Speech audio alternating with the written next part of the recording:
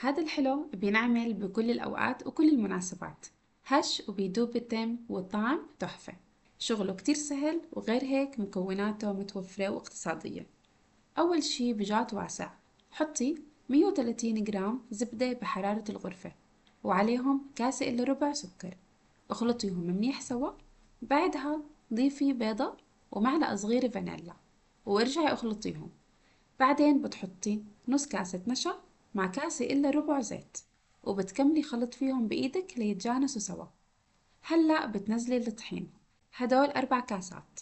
بتصيري بتضيفي الطحين شوي شوي مع معلقة صغيرة باكنج باودر ورشة ملح، وبتصيري تلمي العجينة على بعض من دون عجن لتصير متماسكة مثل عجينة البسكوت. استخدمت من الطحين بس 3 كاسات، وهاد برجع لنوع الطحين عندكم. هلأ بتصيري تاخدي كميات قليلة من العجينة وتفرديها على ورقة زبدة، وبتحطي فوقها كمان ورقة زبدة وبتفرديها بالشوبك بسمك لا رفيع كتير ولا سميك.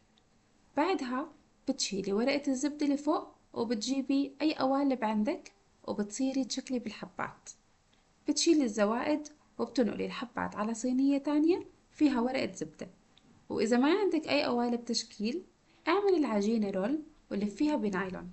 دخليها الفريزر نص ساعة، بعدين بتصيري تقطعي فيها لدوائر وحطيهم بصينية فيها ورقة زبدة ورشي على وجههم شوية سكر.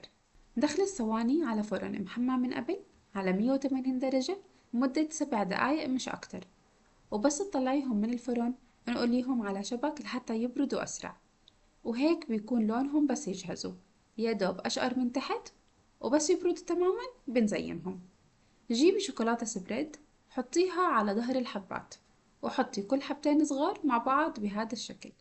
أنا حشيتهم بشوكولاتة وبستاشيو، وجزء تاني غطست نص الحبة بشوكولاتة بيضة مدوبة بالميكروويف مع شوية زيت، وغطستهم بشوكولاتة تزيين، وكمان عملت خيوط من الشوكولاتة فوق الحبات. يعني فيك تزينيهم بالطريقة اللي بتعجبك. وهيك شكلهم النهائي، شكل مرتب والطعم بيشهي والقوام هش وبيدوب بالتم. جربيهم وقدميهم لعائلتك وضيوفك، ولا تنسوا اللايك والمتابعة للصفحة، وصحتين هنا.